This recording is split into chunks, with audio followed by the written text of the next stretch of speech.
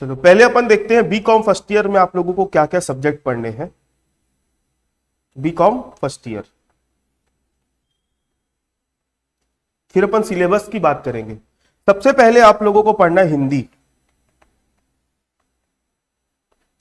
उसके बाद पढ़ना है आप लोगों को इंग्लिश, उसके बाद है आपका अकाउंट्स, उसके बाद है आपका बिजनेस कम्युनिकेशन,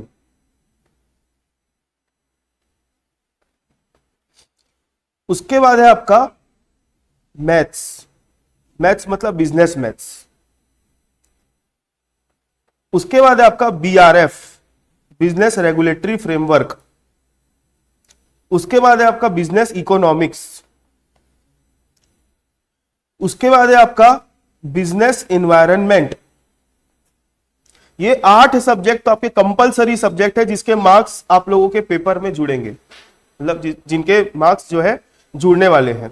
और इसमें आप लोगों को पता होगा कि ग्रुप है, अकाउंट का और बिजनेस कम्युनिकेशन का ग्रुप है, मैथ्स का और बीआरएफ का ग्रुप है, और इनका ग्रुप है। ग्रुप बोलने का मतलब सारे पेपर आप लोगों के कितने कितने मार्क्स के होने वाले हैं, 75-75 नंबर के होंगे।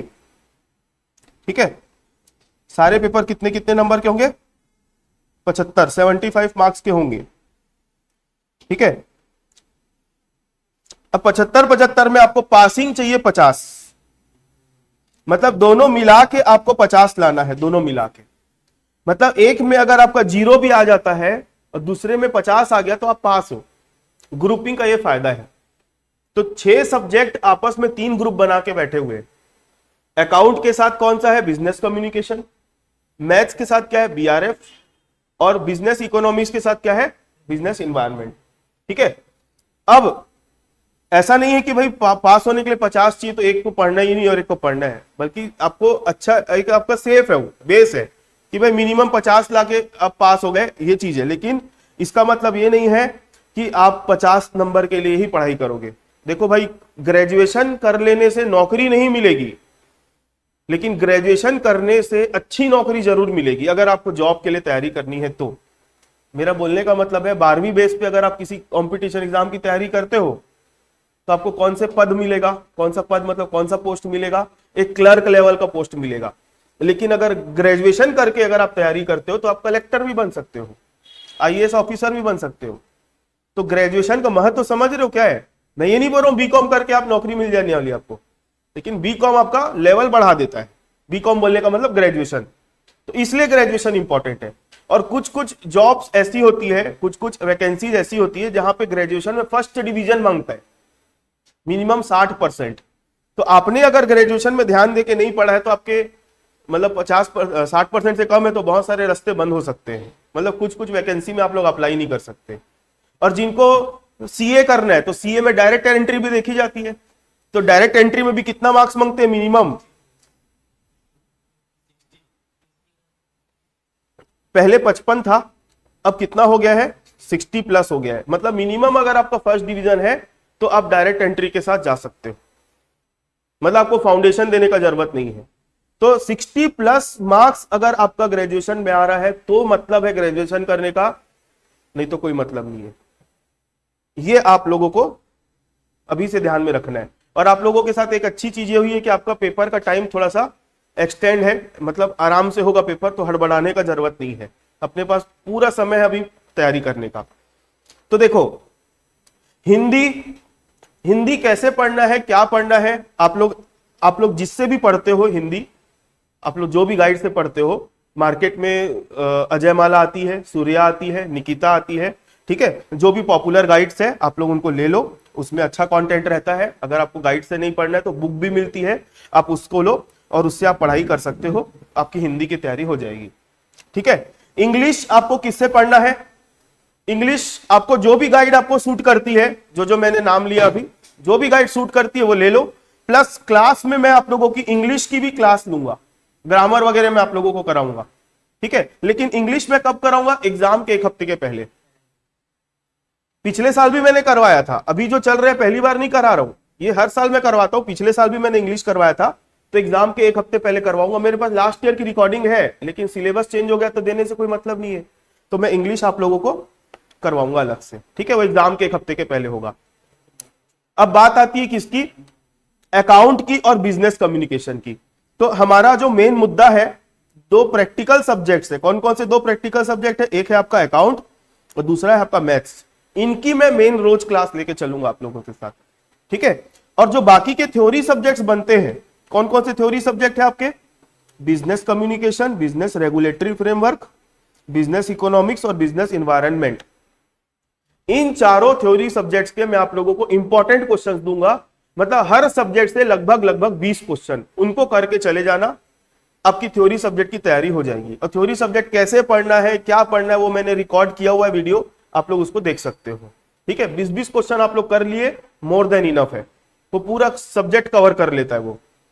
तो इसकी बात अपन अभी नहीं कर रहे हैं थ्योरी सब्जेक्ट्स की। अपना मेन मुद्दा क्या है, अकाउंट्स और मैथ्स। थ्योरी सब्जेक्ट्स के इंपॉर्टेंट क्वेश्चन मैं प्रोवाइड कर दूंगा ग्रुप में वगैरह में, आप लोगों को कहीं ना कहीं से मिल जाएगा वो। तो जिसको चाहिए रहेगा वो मेरे को अलग से कांटेक्ट भी करके ले सकता है। अब आप लोगों को देखना है, ग्रुपिंग सिस्टम में मिनिमम पासिंग मार्क्स है आपका 50, ठीक है। अब एक सब्जेक्ट और है आप लोगों का, उसको बोलते हैं इन्वायरमेंटल स्टडीज।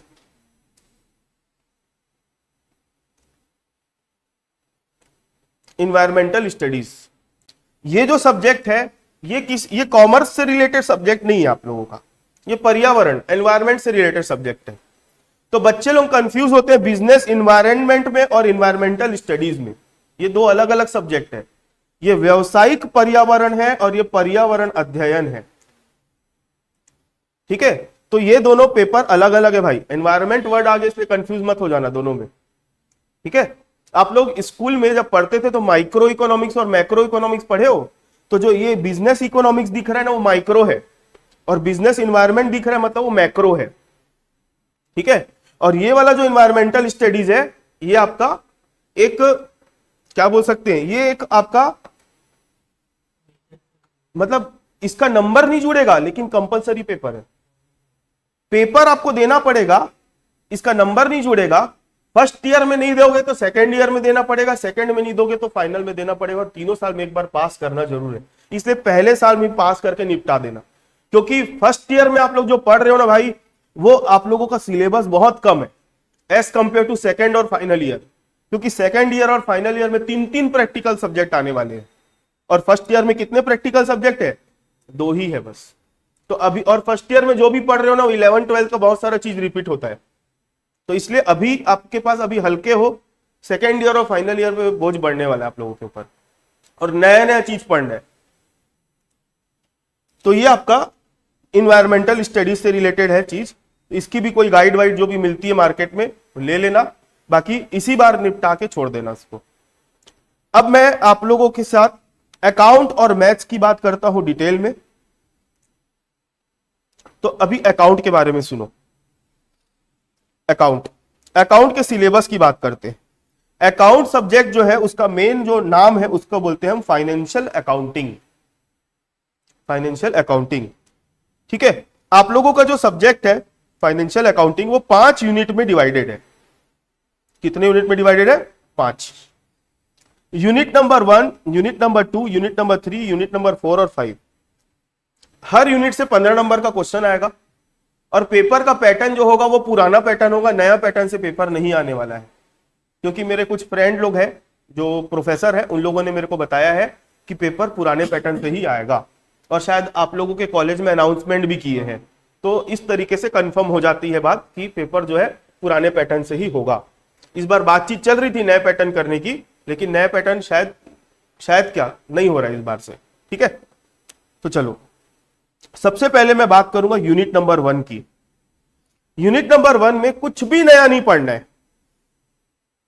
यूनिट नंबर 1 में आपने 11वीं में जो पढ़ा हुआ था ना, journal entry, trial balance, ledger, accounting equation, cash book, ये सब पढ़े थे ना आप लोग 11वीं में। ये पूरा यूनिट नंबर 1 उसको कवर करके रखा हुआ है। तो ये हम करेंगे लास्ट में, क्योंकि इसमें ज्यादा आप लोगों को मेहनत नहीं करनी है, क्योंकि आप लोगों का ऑलरेडी पहले पढ़ा हुआ है, ठीक है।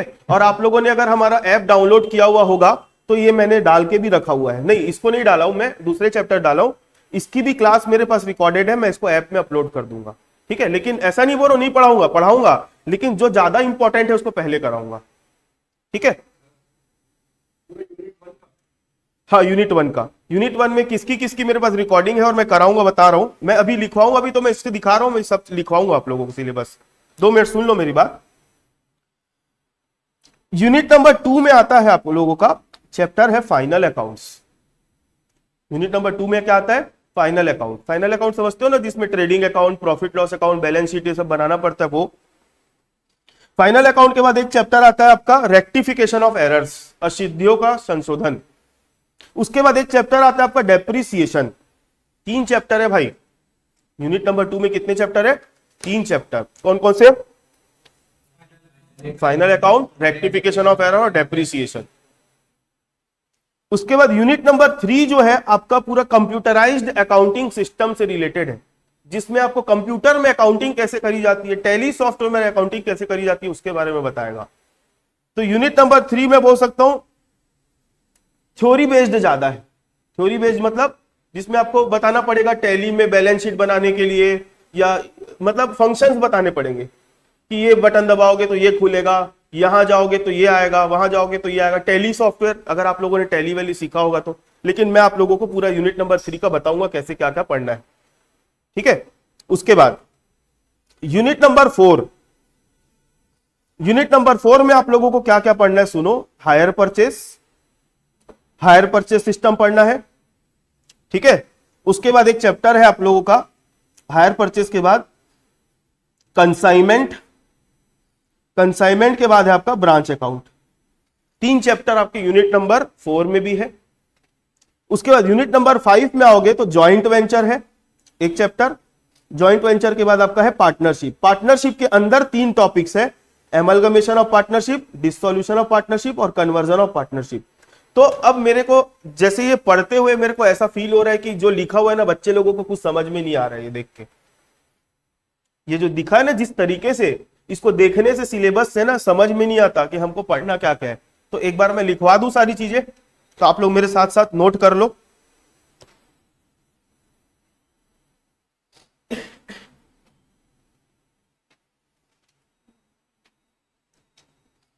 यूनिट 1, अभी हम बात कर रहे हैं जिस सब्जेक्ट की, उसका नाम है फाइनेंशियल अकाउंटिंग।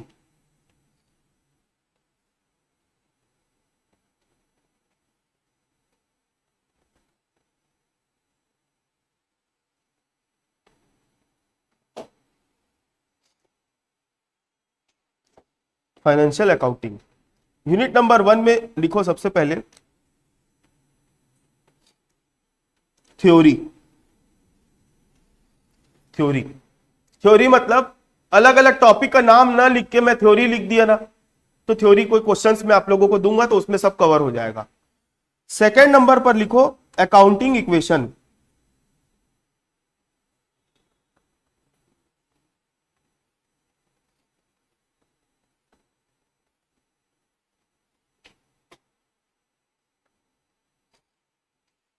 थर्ड नंबर पर लिखो जर्नल एंट्रीज।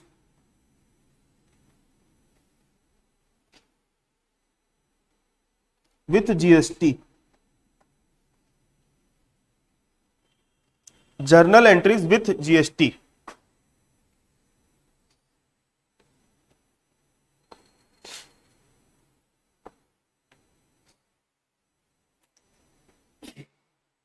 ठीक है। इसके बाद आएगा आपका लेजर।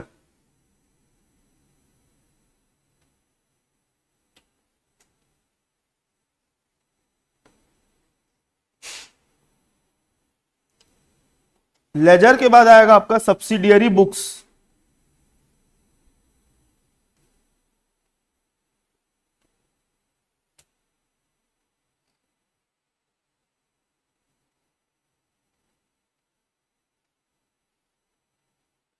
हाँ, आपके कॉलेज के सर बोल रहे थे लेजर को मत पढ़ना, वो इसलिए मत पढ़ना बोल रहे होंगे क्योंकि आप लोगों ने ऑलरेडी क्या किया हुआ है, 11th में पढ़ा हुआ है, ठीक है। और इस बार का आप लोगों का पेपर का पैटर्न क्या बोलते हैं, सिलेबस चेंज हुआ है ना, तो मैं है ना कोई भी चीज के साथ रिस्क नहीं लेना चाह रहा हूं, ठीक है। मतलब मैं वो सर के खिलाफ नहीं बोल रहा हूं, मैं सर ने कुछ सोच के ही बोला होगा, लेकिन मैं तो ये बोल रहा हूं कि आपका पेपर अगर अनएक्सपेक्टेड आ गया, आपने जो मतलब हमेशा ये मान के चलना कि हमारी किस्मत खराब रहती, हम जो छोड़ के जाते हैं वही पेपर में आता है। तो बिल्कुल ये आप लोग है ना सिलेक्टिव स्टडी के पीछे मत भागो, भले थोड़ी सी मेहनत करनी पड़ जाए, ठीक है, लेकिन कोई टॉपिक को छोड़ो मत, क्योंकि पिछले साल का रिजल्ट था भाई 44% पूरे बीकॉम का। 100 में से 44% लोग पास हुए थे, मतलब लगभग लगभग पूरे रायपुर यूनिवर्सिटी में 8,500 बच्चे बैठे थे पेपर में, 8,500 बच्चे में 44% लोग पास हुए थे, बाकी लोग सप्ली फेल हो गए थे। तो मैं आप लोगों के साथ ऐसा नहीं होने देना चाहता, और अपने क्लास का रिजल्ट जो था वो 100% था, मतलब सारे बच्चे पास हुए थे। तो मैं आप लोगों के साथ है ना किसी भी प्रकार का रिस्क नहीं लेना चाह रहा हूं कि ये पढ़ के जाओ ये मत पढ़ के जाओ, ठीक है। चलो, सब्सिडियरी बुक्स में आपका आ जाता है कैश बुक एटसेट्रा।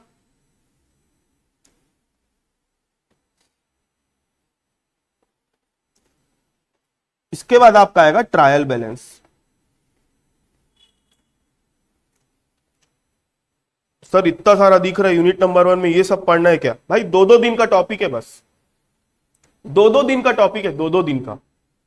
मतलब ये दिख रहा इतना सारा है लेकिन दम नहीं है टॉपिक में, छोटे छोटे टॉपिक है, छोटे छोटे टॉपिक है ना। तो आप लोगों को उसका टेंशन नहीं लेना है।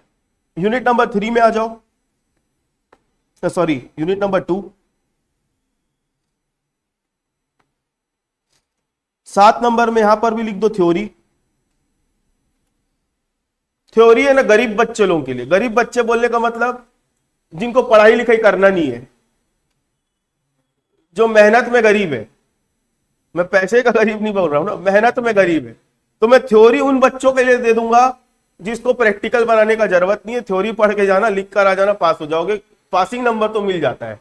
ऐसे बच्चे लोगों के लिए थ्योरी, इसलिए मैं थ्योरी थ्योरी लिख रहा हूं वहां पे, थ्योरी के इंपॉर्टेंट क्वेश्चंस में दूंगा आप लोगों को, ठीक है। 7 के बाद 8 में लिखो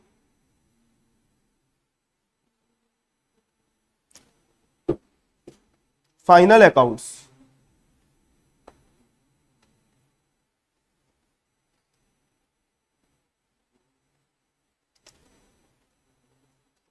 उसके बाद रेक्टिफिकेशन ऑफ एरर्स।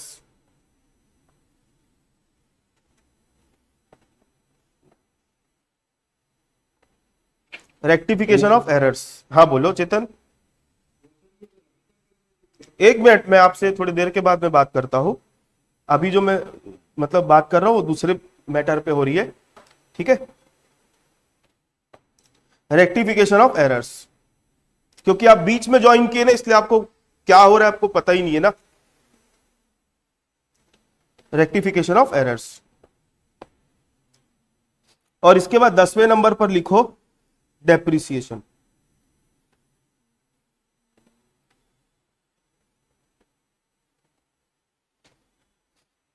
डेप्रिसिएशन, हाँ कुछ लोगों को हिंदी में भी चाहिए तो ठीक है, मैं डिक्टेट कर दूंगा, आप लोग हिंदी में इसको नोट कर लेना, ठीक है।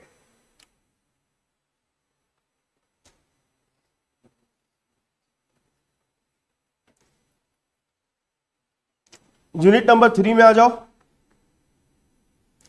11वें नंबर में फिर लिखो थ्योरी, गरीब बच्चों के लिए।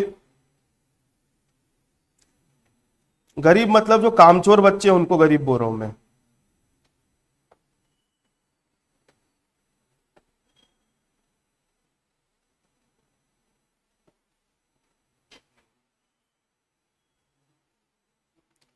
यूनिट नंबर 3 में, यूनिट नंबर 3 में एक टॉपिक थ्योरी है और एक टॉपिक यहां पर लिखना टैली।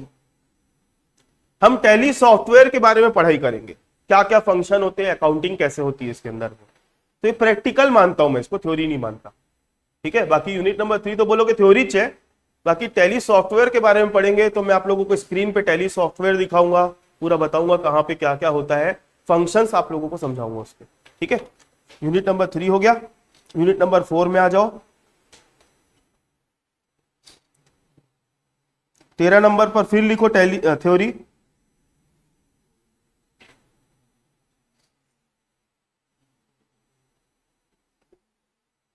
इसके बाद यहां पर लिखना hire purchase system.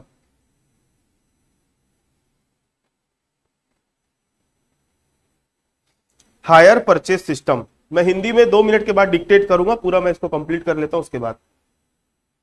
Hire purchase system हो गया। इसके बाद 15 नंबर पर लिखो आप लोग कंसाइनमेंट।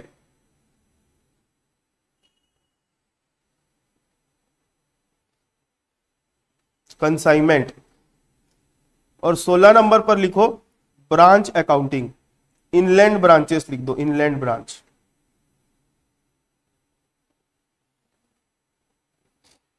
Inland branch.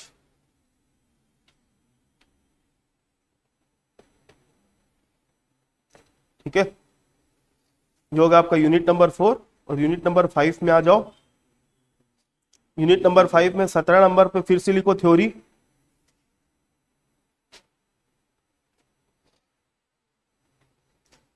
अठारह नंबर पर लिखो जॉइंट वेंचर।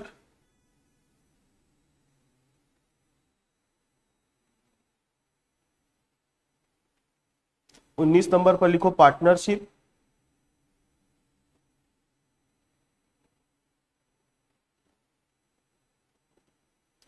पार्टनरशिप का डिसोल्यूशन।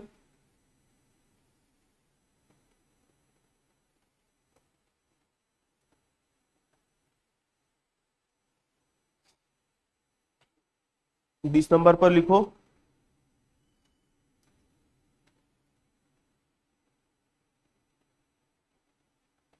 Amalgamation of firms. और 21 नंबर पर लिखो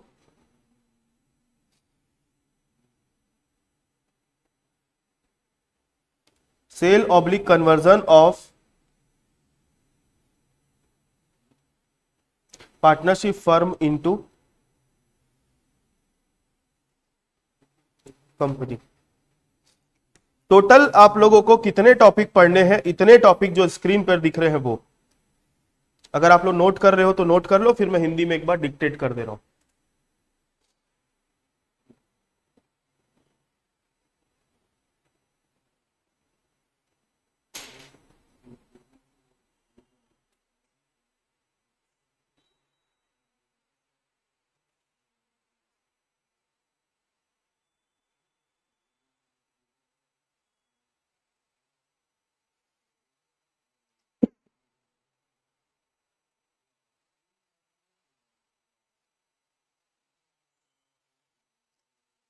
अच्छा, जो ऑनलाइन ज्वाइन किए हैं आज अपने को, तो ये जो लिंक है ये यही लिंक से रोज ज्वाइन करना है। लिंक रोज रोज चेंज नहीं होगी। तो जो जो ज्वाइन किए हैं लिंक आप लोग सेव कर लेना कहीं पे, या ग्रुप के डिस्क्रिप्शन में भी डली हुई है, तो इसी लिंक से ही रोज ज्वाइन करोगे। तो ये आप लोगों का भाई पूरा सिलेबस है फाइनेंशियल अकाउंटिंग का, जिसमें मैं अगर बोलूं यूनिट नंबर 1 पढ़ने में है ना, नंबर ऑफ टॉपिक ज्यादा है लेकिन छोटे छोटे टॉपिक है। एक एक दो दो दिन वाले टॉपिक है, एक एक दो दो दिन। जैसे जर्नल एंट्री पढ़ेंगे विथ जीएसटी, तो ज्यादा से ज्यादा जीएसटी का कॉन्सेप्ट समझने के लिए करने के लिए 3 क्लास में खत्म हो जाता है, ज्यादा नहीं है। जर्नल एंट्री, ट्रायल बैलेंस 1 दिन का टॉपिक है, 1 दिन का, 1 क्लास का मतलब 1 दिन तो 24 घंटा हो जाता है, 1 क्लास तो 1 घंटा होता है, 1 घंटे का टॉपिक है ना। क्या हो गया? उसके बाद अकाउंटिंग इक्वेशन, ये है ना, कुछ बच्चे 11वीं में पढ़े रहते हैं, कई लोग नहीं पढ़े रहते। तो जिन लोग पढ़े हैं ना तो उनको इजी पड़ता है।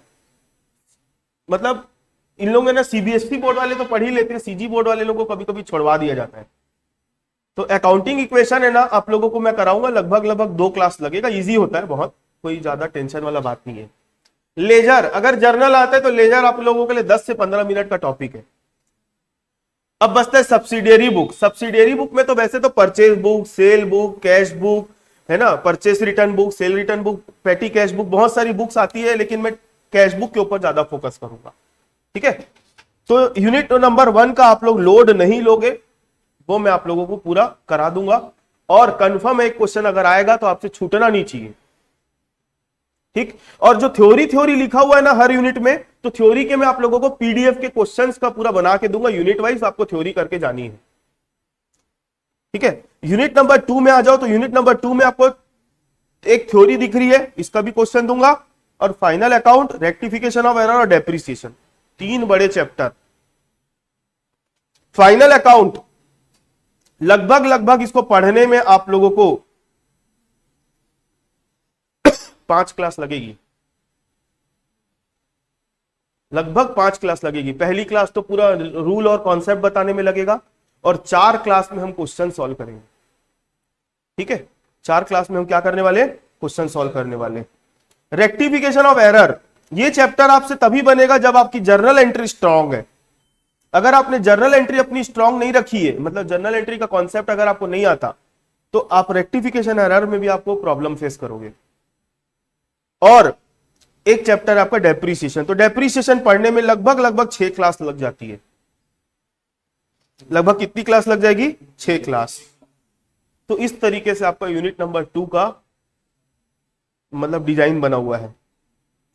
उसके बाद यूनिट नंबर 3 में आते हैं, तो यूनिट नंबर 3 है ना, हलवा है। हलवा, हलवा खाने में कितना आसान, अरे मतलब कोई चीज ऐसी होती है जिसको खाने में मेहनत करना पड़ता है, अखरोट और हलवा दोनों में क्या आसानी से खा सकते हो, तो वही यूनिट नंबर 3 है। ये फोकट में मिला हुआ चैप्टर है हमको, लेकिन हाँ टैली सॉफ्टवेयर की चीजों को याद रखना पड़ेगा दोस्त। क्यों हलवा, इसका मतलब ये नहीं है हलवा कई कई लोगों को हजम भी नहीं होता है। हाँ ठीक है, तो थ्योरी है, मतलब पुष्पा मतलब फ्लावर, बल्कि उसको अभी पुष्पा मूवी में क्या था डायलॉग, हाँ नाम सुन के फ्लावर मत समझना, वैसे नाम लिखा थ्योरी तो थ्योरी मत समझ के हल्के में मत ले लेना। ये यूनिट में निपट जाओगे अगर इसको ध्यान नहीं देके जाओगे। 15 नंबर का एक यूनिट है भाई। हाँ, उसके बाद यूनिट नंबर 4 में आते हैं, तो यूनिट नंबर 4 एकदम प्यारा यूनिट है, एकदम प्यारा यूनिट, मतलब एकदम नया। नया मतलब आप लोगों ने यहां सुनो, इधर यूनिट नंबर 4 जो है ना, आप लोगों ने अभी तक पढ़ा ही नहीं है। यूनिट नंबर 4 और यूनिट नंबर 5, ओ भैया यूनिट नंबर 4 और यूनिट नंबर 5 आप लोगों के लिए पूरा नया है। आप लोगों ने 11वीं 12वीं में बिल्कुल नाम भी नहीं सुना होगा इनका। पहला टॉपिक क्या है, हायर परचेज सिस्टम। दूसरा टॉपिक क्या है, कंसाइनमेंट। तीसरा टॉपिक है इनलैंड ब्रांच। ये यूनिट नंबर 4 है आपका, और मजा आता है बनाने में, एकदम इंटरेस्टिंग है। हमारी रेगुलर क्लास में जो हम लोग पढ़े हैं तो आप लोगों को मालूम होगा। उसके बाद यूनिट नंबर 5 में आ जाओ। यूनिट नंबर 5 में पहला टॉपिक आप लोग पढ़ोगे जॉइंट वेंचर, ठीक है। उसके बाद पढ़ोगे पार्टनरशिप का डिस सॉल्यूशन, जो आप लोग 12वीं में पढ़े थे वही वाला है। और उसके बाद एमलगमेशन ऑफ फर्म्स, ये क्या है जब चैप्टर पढ़ाऊंगा तब बताऊंगा। उसके बाद sale conversion of partnership into company, ठीक है। तो ये पूरा आप लोगों का अकाउंट का सिलेबस का डिजाइन है। आप लोगों को इसको पढ़ने में मेहनत कितनी करनी पड़ेगी वो डिपेंड करेगा आपके ऊपर। ये बोल रहे हो, अच्छा किसी को कुछ पूछना है तो पूछ सकते हो, फिर मैं आगे बढ़ रहा हूं। माइक ऑन करके पूछ सकते हो।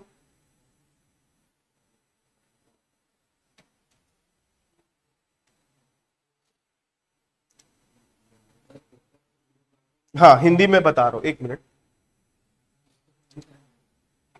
चलो हिंदी में मैं डिक्टेट कर रहा हूं, आप लोग नोट करो। अकाउंटिंग इक्वेशन लिखा है ना, इसको हिंदी में बोलते हैं लेखांकन समीकरण।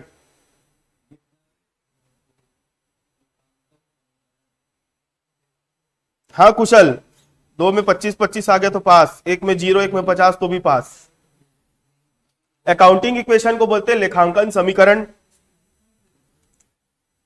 जर्नल एंट्री को बोलते हैं पंजी प्रविष्टि। लेजर को बोलते हैं खतौनी, नहीं लेजर को बोलते हैं क्या बोलते हैं, खाता बही। खाता बही, वो पोस्टिंग को खतौनी बोलते हैं, खाता बही।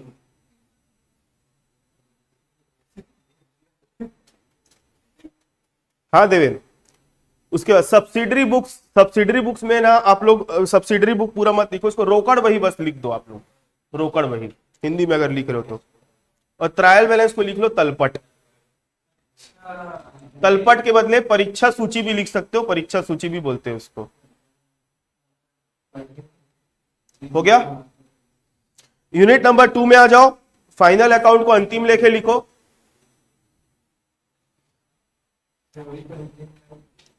रेक्टिफिकेशन ऑफ एरर को अशुद्धियों का संशोधन।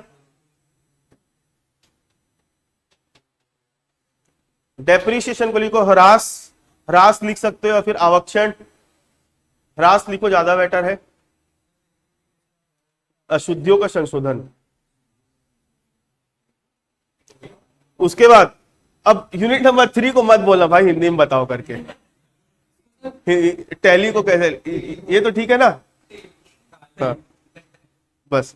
यूनिट नंबर 4 में हायर परचेस सिस्टम को लिखो किराया क्रय पद्धति। हाँ, किराया क्रय पद्धति, किराया क्रय पद्धति। हायर मतलब किराया, परचेस मतलब क्रय, सिस्टम मतलब पद्धति। इसके अंदर अपने को अकाउंटिंग सीखनी है। कंसाइनमेंट, कंसाइनमेंट को बोलते हैं प्रेषण एवं प्रेषणी के लेखे, प्रेषण एवं प्रेषणी के लेखे। जब इनलैंड ब्रांच को लिखोगे आप, इनलैंड ब्रांच को क्या लिखोगे, ब्रांच अकाउंट को तो बोलते हैं शाखा लेखे, तो इनलैंड को क्या बोलोगे? नहीं नहीं, अकाउंट की बुक है क्या आपके पास? एक बार देखो तो इनलैंड नहीं, उसमें एक बार चेक करो इनलैंड को क्या लिख के रखा है वो। अंतर्देशीय शाखा, ठीक है, अंतर्देशीय शाखा। हाँ, जॉइंट वेंचर को क्या लिखा हुआ है बताओ? संयुक्त, संयुक्त साहस खाता, जॉइंट वेंचर। हाँ, उसके बाद पार्टनरशिप का डिसॉल्यूशन को बोलते हैं साझेदारी का विघटन। एमलगमेशन को बोलेंगे एकीकरण, फर्मों का एकीकरण।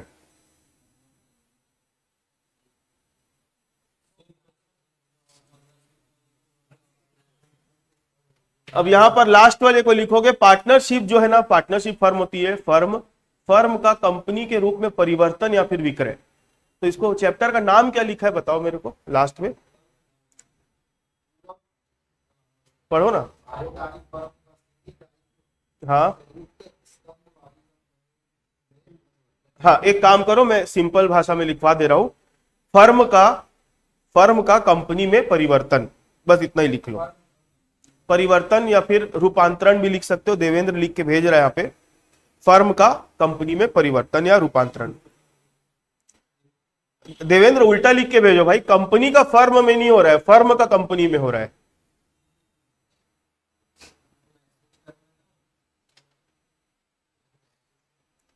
ठीक है, तो चलो इधर मेरी बात सुनो आप सब। ये अपन ने अभी क्या डिस्कस किया? अकाउंट का पूरा सिलेबस।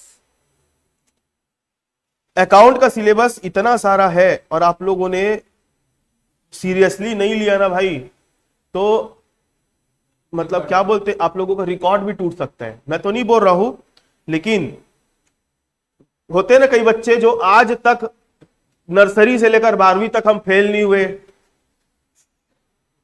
तो वो रिकॉर्ड अभी टूट सकता है फर्स्ट ईयर में। फर्स्ट ईयर में दिखा देता है फर्स्ट ईयर कि आप फेल हो सकते हो सकते होगे नहीं बोल रहा हूं मैं, हो सकते हो।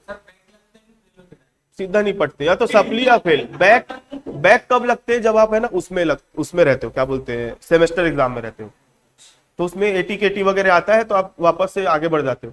लेकिन भाई बोलना नहीं चाहिए, पब्लिक वीडियो तो मैं वो शब्द यूज नहीं करूंगा। सप्ली आना मतलब यहां का फ्रैक्चर होता है पीछे साइड का, ना आप प्लास्टर बांध सकते हो ना बैठ सकते हो। मेरा, हाँ, ये वर्ड यूज कर रहा हूं, लेकिन बोलने का आप लोगों को एक अंदर से आग लगना चाहिए। फर्स्ट ईयर या किसी भी बीकॉम में सप्ली आना मतलब पीछे साइड का फ्रैक्चर है भाई। हाथ पांव का फ्रैक्चर रहता है ना, तो आदमी प्लास्टर बनवा लेता है। वहां का फ्रैक्चर हुआ ना तो ना बैठ पाएगा आदमी, ना प्लास्टर बंधवा पाएगा। मेरा बोलने का मतलब, सप्ली का अगर कोई बच्चा अगर सप्ली आता है ना, तो उसका एग्जाम कब होता है मालूम है? सितंबर अक्टूबर में। तब तक आप लटके रहोगे अधर में, और रिजल्ट कब आएगा? नवंबर दिसंबर में। तब तक साल खराब। तो ना आप फर्स्ट ईयर के हो ना सेकेंड ईयर के। या तो फेल ही हो जाते, तो पता रहता भाई हाँ मैं रिपीट करूंगा।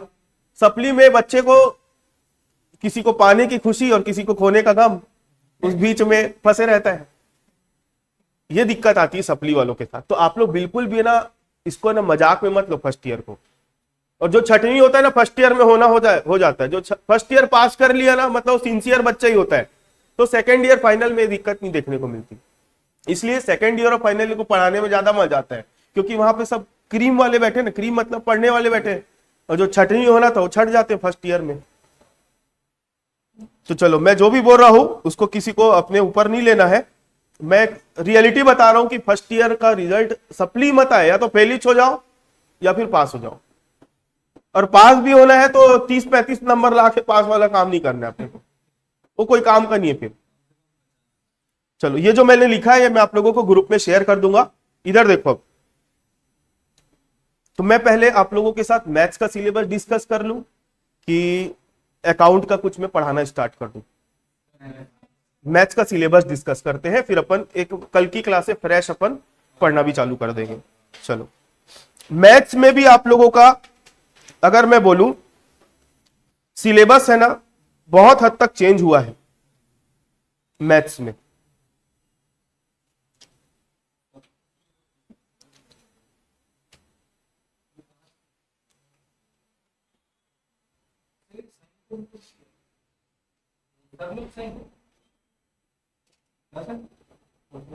चलो इधर देखो सब ध्यान से, ये मैथ्स का सिलेबस है।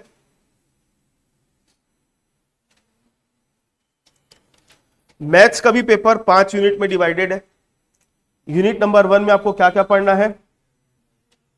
एवरेज, एवरेज पूरा एवरेज चैप्टर है पूरा, ठीक है। उसके बाद क्या पढ़ोगे? रेशियो। उसके बाद क्या पढ़ोगे? प्रोपोर्शन। उसके बाद क्या पढ़ोगे? एवरेज, रेशियो, प्रोपोर्शन और परसेंटेज। 4 टॉपिक है यूनिट नंबर 1 में, 4 टॉपिक। यूनिट नंबर 2 में आता है कमीशन एंड ब्रोकरेज, डिस्काउंट और प्रॉफिट लॉस। यूनिट नंबर 2 में आता है। यूनिट नंबर 3 में आता है आपका मैट्रिक्स, डिटर्मिनेंट और प्रिपरेशन ऑफ इनवॉइस। ये जो चैप्टर दिख रहा है ना, ये प्रिपरेशन ऑफ इनवॉइस, ये इस साल से नया आया है। नया है इसलिए मैं ना पहले नहीं था। अब आपको नया पुराने से मतलब भी क्या है कि नहीं? जो है नया ही है आपके लिए सब। लेकिन प्रिपरेशन ऑफ इनवॉइस पहले नहीं हुआ करता था, अब आया है। ये प्रिपरेशन ऑफ इनवॉइस में पढ़ना क्या है? जो व्यापारी लोग बिल नहीं बनाते, बिल क्या जुड़ता है क्या नहीं जुड़ता है क्या घटता है, उसकी कैलकुलेशन करना है। आपको एक फॉर्मेट बना के बताना है, बिल बनाना है आपको, बिल। उसके बाद लॉग, आप लोगों का फेवरेट चैप्टर लॉग। लॉग, ठीक है। Log and anti logarithm chapter का पूरा नाम है, लेकिन अपन उसको प्यार से घर में क्या बोलते हैं? लॉग। उसके बाद है simple and compound interest, simple and compound interest. उसके बाद यूनिट नंबर 5 में आता है वैदिक मैथमेटिक्स और साइमल्टेनियस इक्वेशन। ये आप लोगों का अब मैथ्स का थोड़ा सा सिस्टमेटिक जमा हुआ है करके मैं लिख के नहीं बता रहा हूं, ठीक है। यूनिट नंबर 1 में आप लोगों को क्या क्या पढ़ना है? एक पढ़ना है आपको एवरेज, ठीक है। दूसरा क्या पढ़ना है? रेशियो। उसके बाद पढ़ना है प्रोपोर्शन। उसके बाद क्या पढ़ना है? परसेंटेज। उसके बाद यूनिट नंबर 2 में कमीशन एंड ब्रोकरेज, डिस्काउंट और प्रॉफिट लॉस। अब मेरी बात सुनो ध्यान से, यूनिट नंबर 1 और यूनिट नंबर 2 जो है ना, ये वाला, मैं अगर पूरे मैथ्स को 2 पार्ट में डिवाइड कर दूं, पूरे मैथ्स को कितने पार्ट में डिवाइड कर दूं? 2 पार्ट में। तो यूनिट नंबर 1 और यूनिट नंबर 2 को मैं पार्ट ए में रखूंगा,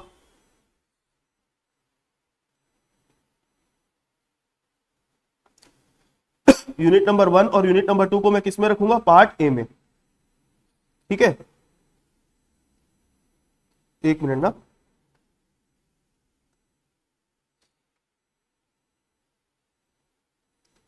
ये मैं अपने अपने सहूलियत के लिए और आपको समझाने के लिए मैथ्स का सिलेबस ऐसे डिवाइड कर रहा हूं 2 पार्ट में। पार्ट ए में कौन कौन से यूनिट आएंगे? यूनिट 1 और यूनिट 2 के 2 पूरे चैप्टर्स। कौन कौन सा? Average, ratio, proportion, percentage, commission, brokerage, discount और प्रॉफिट लॉस।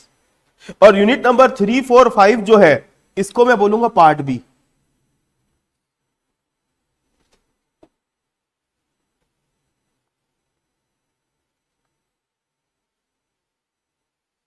Part B. क्यों पार्ट ए और पार्ट बी अलग अलग बांट दिए सर आप? देखो, मैथ्स में अगर आपको पास होना है, पहले तो इंसान को अगर नदी में फेंक दिया जाए तो पहले क्या करेगा? वो पहले तैरेगा, पहले अपने आप को बचाएगा। अगर नहीं आता तैरने तक की बात कर रहा हूं, पहले तो बचाने का जुगाड़ देखेगा ना। तो मैथ्स में क्या होता है, देखो आप कॉमर्स इसलिए लेके रखे हो क्योंकि मैथ्स से भाग के आए हो, या फिर मैथ्स आपको आने नहीं दिया, यही दो चीज हो सकती है ना। तो कॉमर्स आपने लिया हुआ है, मतलब मैथ्स में हम मैथ्स वाले नहीं थे, नॉन मैथ्स वाले थे, तो मैथ्स 2 साल हो गया पढ़े हमको, है ना। कुछ कुछ बच्चे होंगे जो अप्लाइड मैथ्स लिए होंगे अपने सीबीएसई वाले में। बाकी मैं क्या बोल रहा हूं, पास होने का जुगाड़ अगर आपको चाहिए, पास होने का जुगाड़, तो यूनिट नंबर 3 से लेकर 5 तक हमारा पास होने का जुगाड़ है। मतलब ये 3 यूनिट को बहुत अच्छे से करके जाना है। 2 मिनट आपका सवाल का जवाब ले रहा हूं मैं देवेंद्र, ठीक है। तो यूनिट नंबर 3, 4, 5 ये पार्ट बी आपका बेस है, बेस, बी फॉर बेस, ये आपको फेल होने नहीं देगा मैथ्स में। और पार्ट ए जो है, इन चैप्टर में आप तभी जाओगे जब आपका है ना लॉजिक और रीजनिंग आपका सही है। मतलब मैथ्स वाला जो दिमाग होता है, बोलते हैं ना, हर बच्चे का मैथ्स वाला दिमाग नहीं होता है। तो ये, इसको मैं बोल सकता हूं 50% बच्चे को समझ में आता है ये चीज, और 50% बच्चे को समझ में नहीं आता है। कौन सा वाला? यूनिट नंबर 1 और यूनिट नंबर 2। तो मेरा फोकस पहले यूनिट नंबर 3, 4, 5 है, क्योंकि मेरे को ना पहले आप लोगों को पास कराना मेरा मेन टारगेट है। उसके बाद फिर मैं आपको यूनिट नंबर 1, 2 में भी लाऊंगा, ये नहीं पढ़ाऊंगा, नहीं बोल रहा हूं, पढ़ाऊंगा लेकिन बाद में। तो मैं पहले मैथ्स में क्या स्टार्ट करूंगा?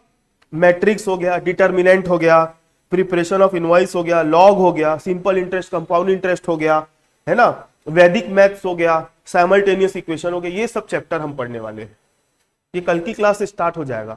आप लोगों की क्लास डेली लगेगी 2 घंटे की, टाइमिंग रहेगा 2:30 से 4:30, या फिर मैं आपके बैच के बाद वाले बच्चे, उनसे बातचीत हो रही है तो 3 से 5 भी हो सकता है वो टाइम। मतलब 2:30 से 4:30 होगा या फिर 3 से 5 होगा, दोनों में से कोई एक टाइम होगा। जो भी होगा मैं ग्रुप में मैसेज कर दूंगा, ठीक है। और 1 घंटा लगेगी मैथ्स की और 1 घंटा लगेगी अकाउंट की। पहले अकाउंट पढ़ेंगे फिर बाद में मैथ्स पढ़ेंगे। तो मैं पहले मैथ्स में इनमें से ही कोई चैप्टर उठा लूंगा कल की क्लास में, है ना। और अकाउंट में मैं स्टार्ट करने वाला हूं कल से फाइनल अकाउंट। और ये जितनी भी मैं जो भी पढ़ाने वाला हूं आप लोगों को, ये सारी यूट्यूब में भी अपलोड होगी क्लास, ठीक है। और आप लोगों ने अगर ऐप हमारा डाउनलोड नहीं किया है तो ऐप डाउनलोड कर लो, उसमें भी आप लोगों को कुछ कुछ मैंने डाल के रखा हुआ है, ठीक है। और किसी को कुछ पूछना है तो पूछो।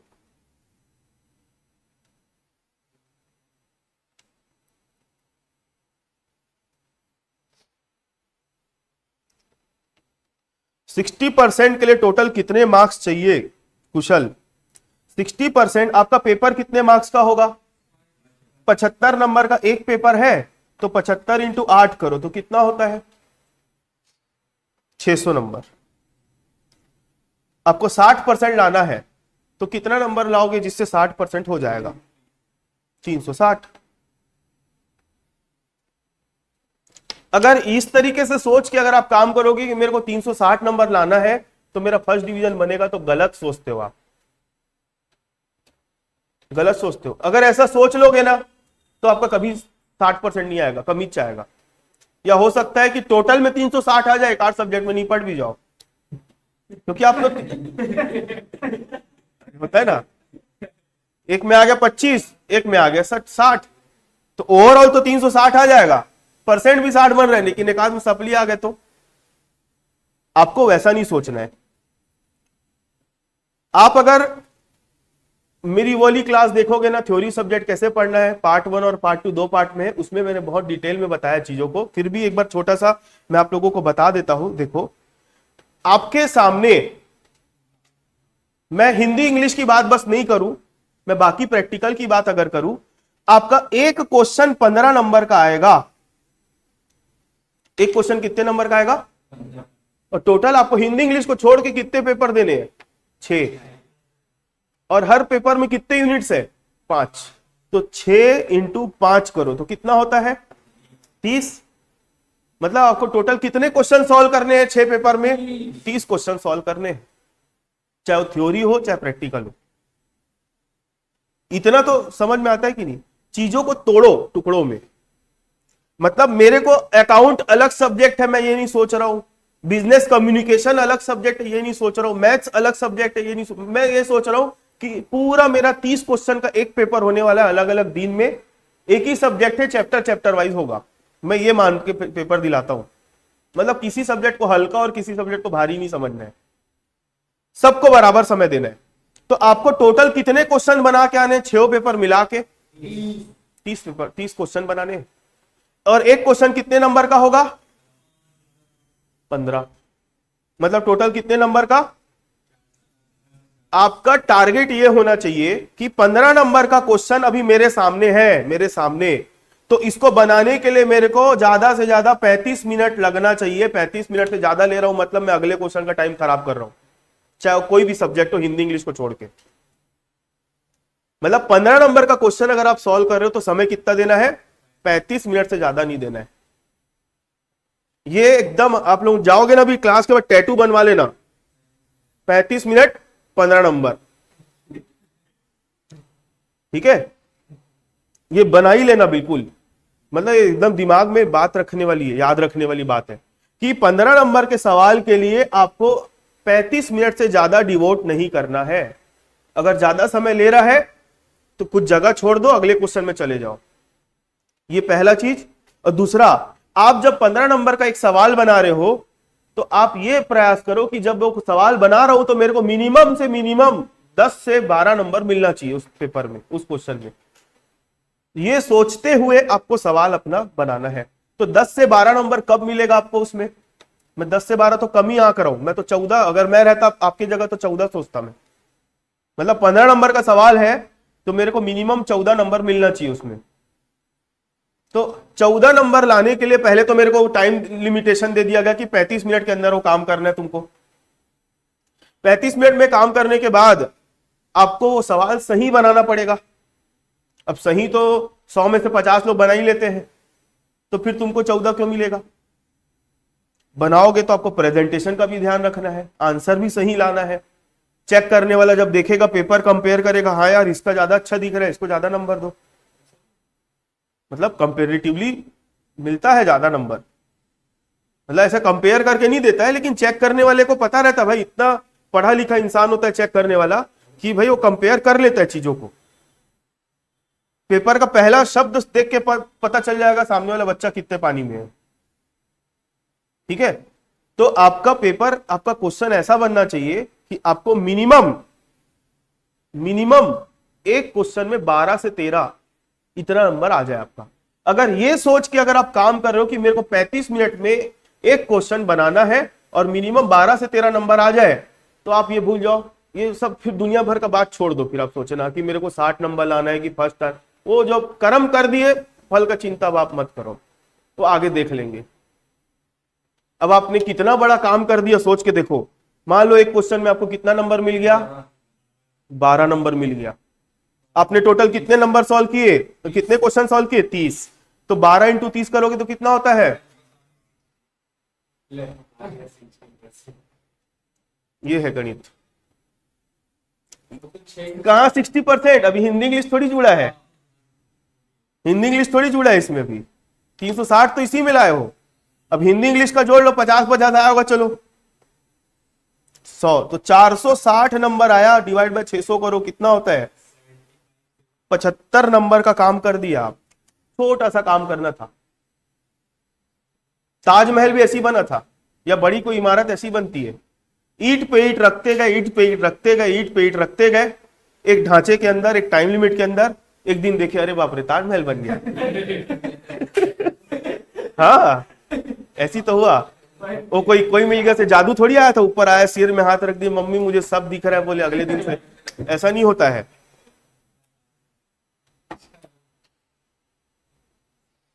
देखो मैं क्या करता हूं क्या नहीं करता हूं उसके ऊपर मत जाओ, बस मैं जो बोल रहा हूं उसको आप लोग ध्यान दो, है ना। आप लोग मेरी बात सुनो और मैं जो गाइडेंस दे रहा हूं उसको फॉलो करो। ठीक है, फेल तो नहीं होगे इतनी गारंटी है। बस मैं जो बोल रहा हूं उसको आप लोग ध्यान से रखोगे तो आपके अच्छे मार्क्स आने का पूरा चांस है। और थ्योरी कैसे पढ़े वाला वीडियो जरूर देखना, ताकि आप लोगों को आगे गाइडेंस मिलेगा, क्योंकि आप लोगों ने बहुत सारे बच्चों ने, बहुत सारे क्या 90% बच्चों ने थ्योरी पढ़ना स्टार्ट नहीं किया अभी। ठीक है, तो ये हो गया आपका अकाउंट का और मैथ्स का सिलेबस का डिस्कशन। और थ्योरी के जो इंपॉर्टेंट क्वेश्चन है मैं बिल्कुल आज आप लोगों को आपके ग्रुप में पहुंच जाएगा पीडीएफ उसका। और आप लोगों के कुछ फ्रेंड है जो ज्वाइन करना चाहते हैं या उनको मालूम नहीं है, आप उनको भी बिल्कुल इनवाइट कर सकते हो, उन लोग भी ज्वाइन कर सकते हैं क्लासेस। ठीक है, तो मैं अभी क्लास ओवर कर रहा हूं। कल से क्लास का टाइम जो होगा 2:30 है कि 3 है कंफर्म बता दूंगा, और 2 घंटे की क्लास रोज लगेगी, 1 घंटा अकाउंट 1 घंटा मैथ्स, वो एग्जाम तक चलेगा पूरा। हाँ बोलो, कोई कुछ पूछ रहा है?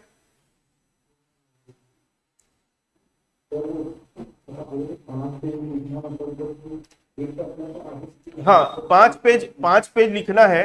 तो मैं सबसे पहले, आपने अगर मेरी बात को अगर ध्यान से सुना होगा तो मैं बोला 5 पन्ना लिखना नहीं है, ऐसा बोला नहीं हूं मैं बोला 35 मिनट में पहले आप अपनी कैपेसिटी देखो कि आप कितना लिख पा रहे हो।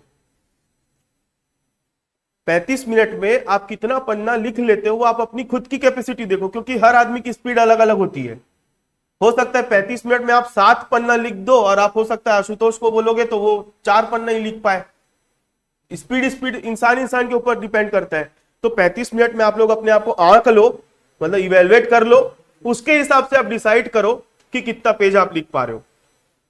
ठीक है, कितना पेज लिख पा रहे हो वो आप हिसाब लगा लो।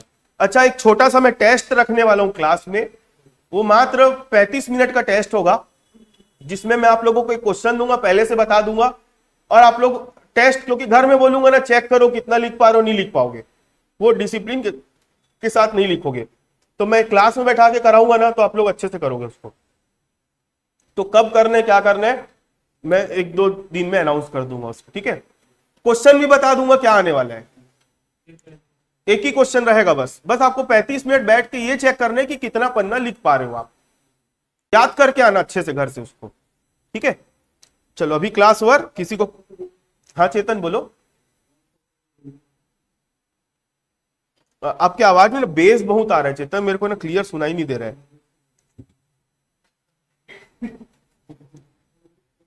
एक मिनट में कॉल कर रहा हूं आपको, रुक जाओ, कॉल कर लेता हूं। ठीक है, चलो मैं अभी क्लास ओवर कर रहा हूं ना।